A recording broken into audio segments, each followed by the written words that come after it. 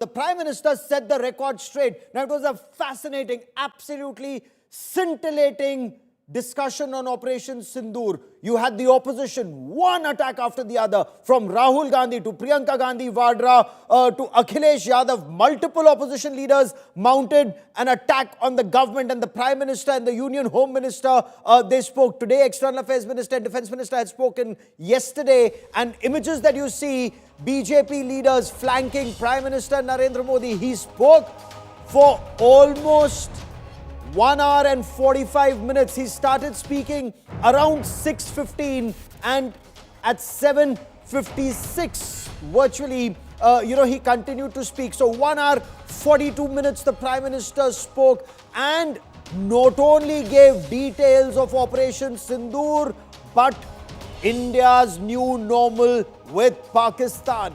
Close to 100 minutes plus, the Prime Minister went launching an all-out attack, not just on Pakistan's state-sponsored terror, but also on India's principal opposition party, the Congress party, at times accusing the Congress party, according to the Prime Minister, in its desperation, speaking Pakistan's language or furthering Pakistan's propaganda against India. And he said, in an era of misinformation and disinformation, this is extremely dangerous. Of course, in the end, he said, at least he hopes that the Congress party will not be pressured, according to him, by the family to toe the line of India's adversaries, whether it comes to Pakistan or to China. But Rahul Gandhi, when he launched a frontal attack on the Narendra Modi government, there were very pertinent points that Rahul Gandhi and Priyanka Gandhi Vadra and Akhilesh Yadav, of course, also made. Akhilesh Yadav at one point of time questioning the government on the timing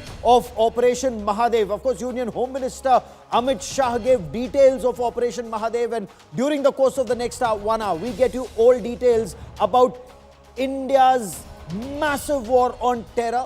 That one question that everyone was asking initially, what happened to the terrorists of Pehelgam? Union Home Minister confirmed that India Today news break to the country and the world in Parliament that the 3 Pehelgam terrorists had been neutralized by 4 para SF, by the Jammu and Kashmir Police and the Central Reserve Police Force and the Rashtriya Rifles operating in tandem. And this, he said, was confirmed not just through the Central Forensic Sciences Laboratory, through the ballistics test. Now, all the ammunition that was fired, not just in Pehelgam, so some of those spent cartridges and the 3 weapons that were recovered, in M9 carbine, the AK-47 series assault rifles, all of those weapons were flown in a special flight after these 3 terrorists were neutralized yesterday in the Dachigam forest area.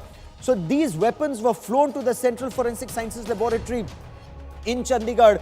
All night, those weapons were fired once again, so that the casings, the shelling, the shells, the cartridges, they were recovered, the markings were checked, and they confirmed that these were the same weapons that were used. Also, human intelligence. So the combination of signal intelligence, human intelligence, technical intelligence, it's now confirmed the 3 terrorists, the Pakistani terrorists who launched an attack at Pehelgam, singling out Hindus and killing them in Pehelgam, they have been neutralized. That was one part of the story. The second part, Operation Sindoor.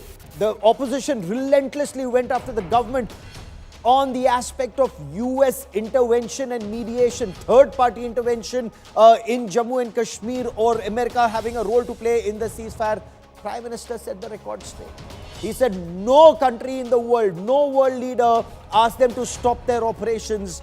Not just that. He said US Vice President J.D. Vance, and he named J.D. Vance. US Vice President J.D. Vance called him, and then he called again and again. 3-4 times he called, but the Prime Minister was busy with the armed forces that time, and J.D. Vance was trying to caution India, saying Pakistan was about to launch a massive attack on India.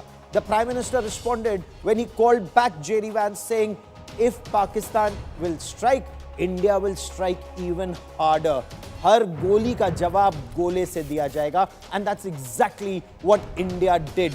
Once again, the Home Minister, the External Affairs Minister, the Defence Minister, and ultimately the Prime Minister reiterating it was Pakistan's Director General of Military Operations who came virtually on a bent knee seeking a ceasefire. And why? Because India had targeted multiple Pakistani air bases and radar stations, completely, as the Prime Minister put it, destroying Pakistan's ability to wage war against India.